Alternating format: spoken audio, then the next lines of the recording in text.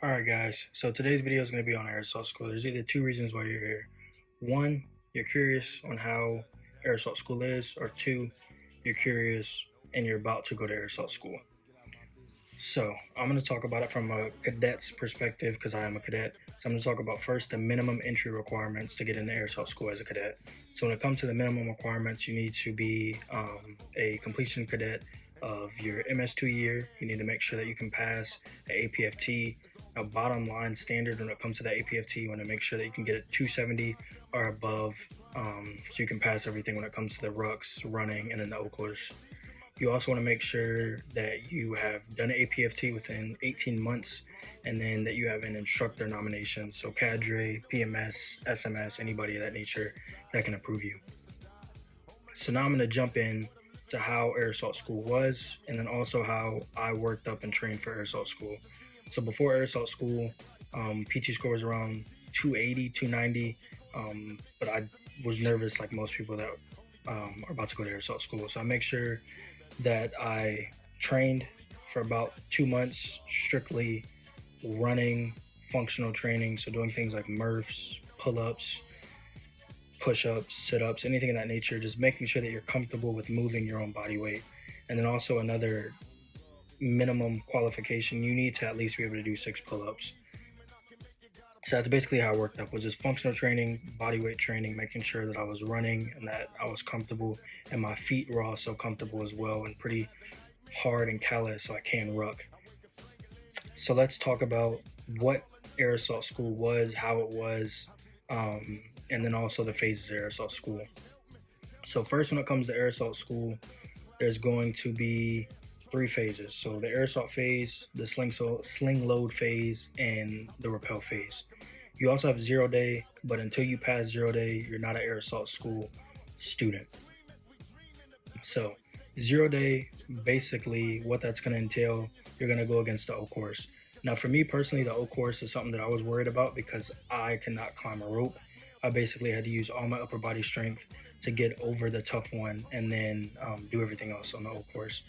Um, Basically, the O course, as long as you're, like I said, you're comfortable with your body weight, you can do pull-ups, push-ups, and sit-ups, you shouldn't have an issue. So again, make sure that you're doing that. I'm gonna keep emphasizing that. Make sure that you're comfortable with moving your own body weight. So after the obstacle course, you have to do a 2 mile run in army boots. So the best way to train for that is to do it. So if you have open space to run a 2 mile, a place that you know it's a mile back and a mile there, that's probably the best way to do it, because running on a track isn't going to be the same feel as doing it wherever you go. I personally did it at the Warrior Training Center at Fort Benning. So make sure when you run that 2 mile, you're running it on the street, or somewhere that's not a typical track, so your body can get used to running that 2 mile. Time wise, the 2 mile has to be done in 20 minutes, so it shouldn't be anything difficult if you have a normal 2 mile and just normal tennis shoes, and around 14, 15 minutes is honestly pushing it if you're doing it in shoes, just because army boots are a big factor on how heavy they are. Also, personally, I bought a pair of Oakley boots. If you don't know, Oakley boots are just pretty notorious when it comes to just being lighter as a boot in general. And I have the Oakley Jungle Rat, so that's the boot I use. Super light boot, super nimble. Honestly, I don't want to say I wouldn't have passed airsoft school without that shoe or without that boot, but it definitely did help when it came to passing airsoft school as a whole. So after that, after you pass that 2 mile run and the obstacle course, you are officially a airsoft school student. It doesn't let up, it doesn't get easier from there, but you're officially a student, right? After that, you go to the airsoft phase. Now, for the airsoft phase, you're going to become proficient in airsoft operations. So, um, basically, being able to familiarize yourself with all of the different helicopters that are going to be used. So, you should be able to know the sling load capacity of a UH-60, how many packs or how many people can fit in a UH-60, Chinooks, the weight of a Chinook, the weight of a UH-60, anything like that is basically what you're going to learn in the airsoft phase. You're also going to learn hand and arm signals. So that's a big one. I mean, the biggest thing with that is just soak up the information. If you get tired, stand up in the back, but don't just zone out to where you're not really listening to what the black hats or the instructors are saying. Make sure that you're soaking up everything that they're saying. And when it's time for you to go back to the barracks and study, study. Don't goof around, don't go to sleep early. Study, take that time. It's a 10-day course. It's the toughest 10 days in the Army. I digress, but make sure that you are studying in the airsoft phase because you don't want to get rebooted or recycled or kicked out in that first phase. Next phase is the hardest phase. If you know anything about air assault school or looked into it or heard about it, everybody says that the sling load phase is the hardest phase, and it's for a reason. Everybody knows the A22 cargo bag is very difficult to count out deficiencies. So basically in the sling load phase, you're going to have a classroom portion where they basically teach you how to see a deficiency in a Humvee, the AA2 cargo bag, and also multi-fuel billets.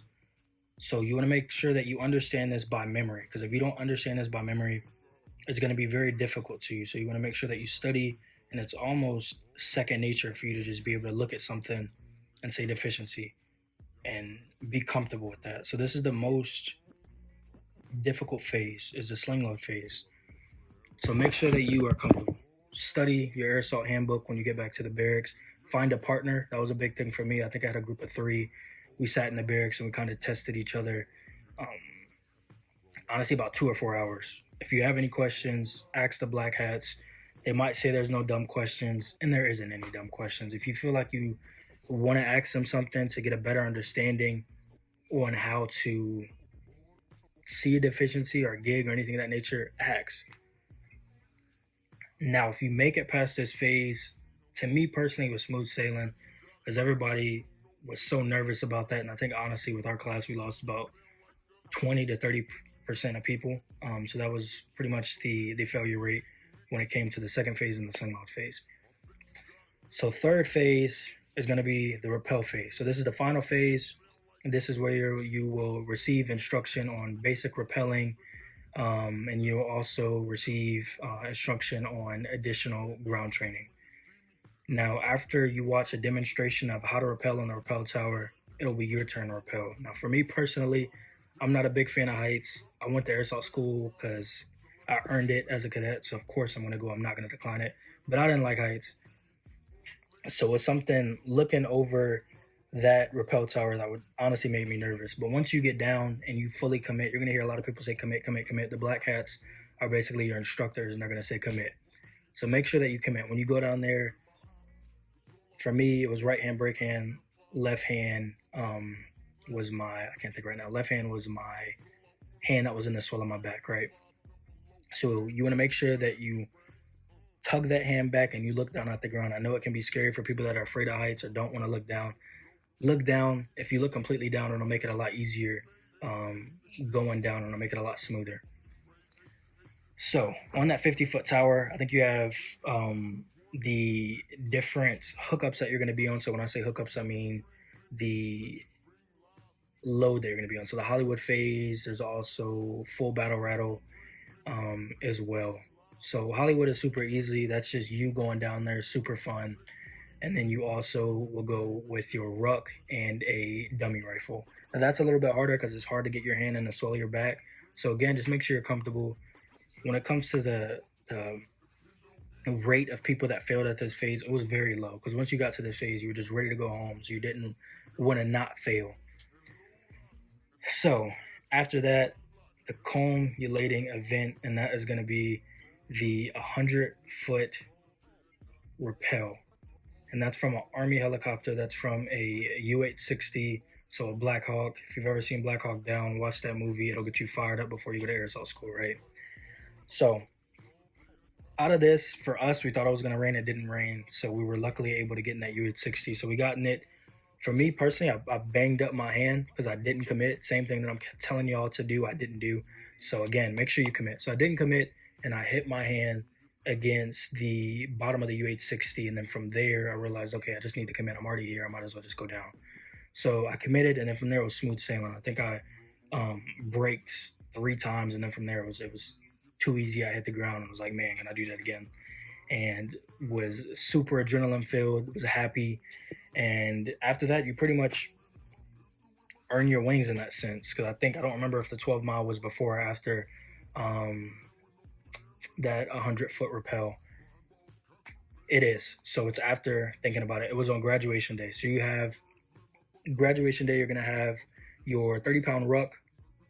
You want to make sure that you have everything in there because they're really big, especially at Fort Campbell. From what I heard, again, I went to Benning, but Fort Campbell is super strict and sticklers when it comes to making sure that you have everything on that packing list. So make sure in the beginning you have an initial layout that you're going to have to do, and then you're also going to have a layout after that 12-mile ruck. So you want to make sure you have everything because you will get kicked out. They will show no mercy. I mean, cat cards, I mean, socks, anything that you might think is something that is minuscule, check it again, have your battle buddy check it, have somebody check it to make sure that you have everything that you need to have. So 12-mile ruck, if you're not comfortable with rucks, just throw in a ruck, same concept. I'm a firm believer, and if you aren't good at it, just do it. You don't have to do it every day because, of course, you'll develop shin splints or spine problems or things like that, but just make sure that you do it more than you usually do it, and you'll start getting comfortable with rucks. And then also, like I said, make sure that you have some pretty solid ruck feet, so your feet are callous and they're good to go, so you don't catch heavy blisters, because that's another big reason why a lot of people failed that ruck as well. They'll also give you little checkpoints, so just to give you an idea of how that ruck went. Again, 12 miles. For us, I think we had a popsicle stick. So they gave us a popsicle stick that we stuck in our flicks on each turnaround point, and we had a turnaround point at the 3, the 6, and of course the 12 to finish up the 12-mile. So for me, I came in, I think it's a 3-hour time frame that you have to come in. I think I came in like at 2:40. Wasn't too bad. Just make sure that when you're doing that ruck, you're drinking a lot of water the day prior. You're drinking a lot of water. They give you, of course, Terra Sports to make sure that you're hydrated. So another big thing is making sure that you're taking care of your body nutritionally, so you can get everything out of your body and you're 100% when it comes to that ruck. Because a lot of people are just beat up. You're beat up all day because you're getting smoked. You're doing the Y squat. You're doing push-ups. Black hats are smoking you throughout this whole process of this 10-day course, right? So you want to make sure that you're giving your body the proper nutrients that it needs to ensure your success through air assault school. And then after that is graduation day. Best feeling, getting through, again, the hardest 10-day course in the Army. Again, I digress. I don't think it was that bad. But after that, you will have that graduation day. You'll line up. They'll pick basically the honor grad. I think our honor grad was a Virginia Tech or a Corps cadet that rucked. Honestly, I think he rucked in like 210. When I was going, I saw him. I'm like, man, this dude's an animal. So just make sure that you are comfortable with rucking again.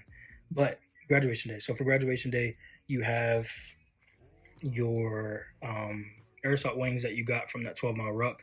And then you also will get that pinned on you by your black hat. I love my black hats. So it was just a proud moment for me. And that's when I earned my air assault wings. You're done. And then you have everything wrapped up. So that's it for the air assault course. If you have any questions in the comments on how you did in air assault school, if you did go. Also, if you have any questions for me, again, on a workup on what to do when it comes to exercising, proper nutrition, whatever the case is, any questions on anything that's regarding to air assault, do it in the comment section below, and then also give me your experience through air assault school in the comment section below. Thank you guys so much. Thank you for watching my video.